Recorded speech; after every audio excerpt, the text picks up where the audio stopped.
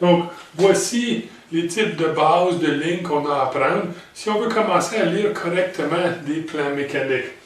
Notre première ligne en haut ici, c'est une ligne de contour. Souvent, on appelle ça une contour vue. Deuxième ici, c'est une ligne cachée. Troisième et quatrième, donc les deux lignes ici représentent des lignes pour la cotation. Et la première, c'est une ligne de cote fléchée. Et la deuxième, c'est une ligne d'attache. Là, les deux font partie des lignes de cote. Okay? On a notre ligne ici, qui est notre ligne de centre. On a notre ligne, celui qui est plus massif ici. Ça, c'est une ligne de section. Et en bas ici, on a une ligne fantôme. Donc, regardons une autre fois chacun de ces types en décrivant leurs particularités. Bon, retournons au début et disons que notre ligne de contour, sans savoir à quoi ça sert encore, mais juste ses particularités, on peut voir qu'elle est épaisse et continue. Okay? C'est une ligne très dense, large, double largeur en réalité, comparativement aux autres lignes qu'on voit ici. Et c'est une ligne qui continue. La deuxième, notre ligne cachée, elle est la moitié de l'épaisseur de la ligne contour. Et elle est représentée par des courts traits qui devraient être, dans la mesure du possible, tous de la même longueur. Donc courts traits, etc., etc. Les deux autres sont des lignes qui sont fines également, donc la moitié du contour, et qui sont ou non culminées par une tête de flèche. Mais ce sont nos lignes de cote. Notre ligne de centre ici est également demi-largeur comparativement à notre ligne de contour. Et elle est représentée par ligne de centre, long trait, court trait, long trait, court trait, long trait, court trait, etc., etc.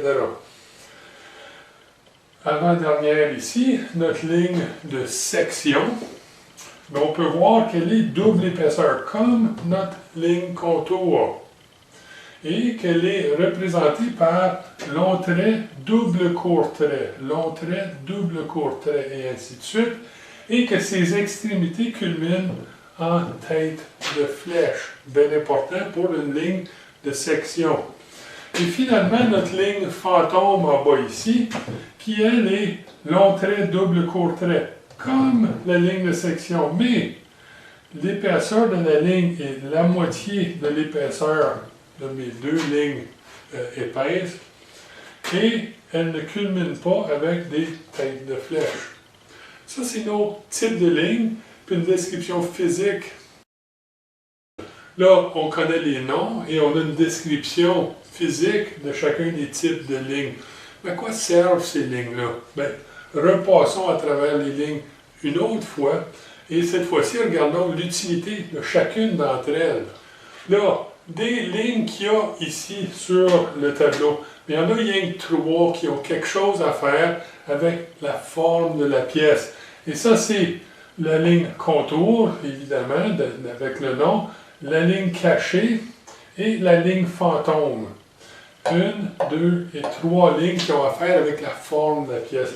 Et les autres lignes ici, ont à faire avec nous indiquer des particularités du dessin.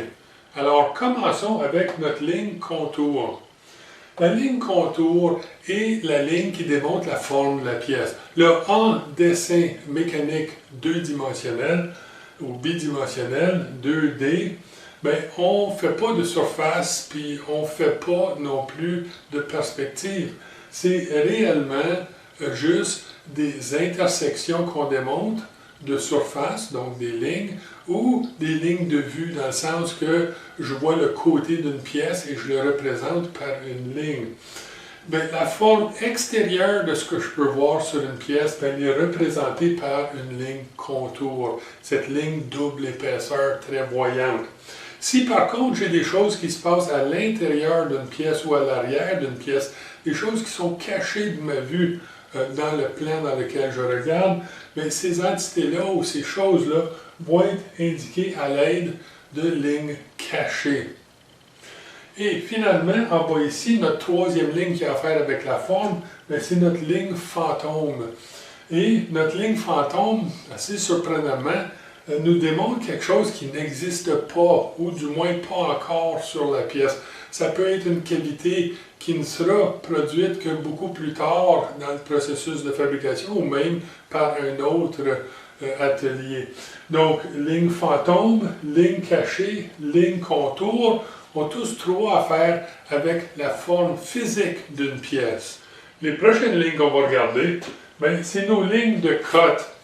Puis ces lignes-là, ont à faire avec les cotes, donc les dimensions. Puis ça ne requiert pas beaucoup d'imagination ici pour figurer que ça va amener nos dimensions écrites jusqu'à la pièce pour qu'on puisse voir sur la pièce où est l'endroit où cette cote-là s'applique. Okay? Donc c'est quelque chose d'assez complexe si on veut produire des dessins, mais quand on va les lire, on va voir que c'est relativement simple de figurer la cote telle, on a affaire avec tel endroit, puis je le vois à cause de ces lignes de cote-là. Des lignes d'extension, des lignes d'attache. Ensuite, on a notre ligne de centre. Puis encore une fois, ça ne requiert pas trop d'imagination ici pour dire qu'une ligne de centre, ça représente le centre. Mais le centre de quoi? Le centre d'une pièce cylindrique, par exemple. Ou le centre d'un trou, qui est positionné sur une pièce. Ou encore, ça peut représenter le fait qu'une pièce peut être égale de deux côtés, et c'est donc le centre géométrique d'une pièce quelconque. Donc, nos lignes de centre sont là pour indiquer le centre des choses. Et finalement, nos lignes de section. Ces lignes-là sont utilisées pour nous montrer des choses qui se passent à l'intérieur des pièces. Là, nos lignes cachées le font aussi. Mais lorsque ce qui se passe à l'intérieur d'une pièce est très important, puis des fois ce qui se passe en dedans, c'est plus compliqué que ce qui se passe à l'extérieur, mais j'aimerais pouvoir aller voir plus clairement à l'intérieur d'une pièce pour pouvoir vraiment comprendre comment ces formes-là sont. Mais la ligne de section me permet de couper une pièce en dessin et d'indiquer au lecteur où est-ce que la coupure s'est faite, puis dans quel sens est-ce qu'on devrait regarder la pièce qui a été coupée, d'où ces têtes de flèche, dans une autre vue. Et ensuite, comme ça, pouvoir voir à l'intérieur d'une pièce sans avoir toutes sortes de lignes cachées. Vraiment voir l'intérieur de la pièce, mais en ligne contour. Donc, ça, c'est nos types de lignes de base.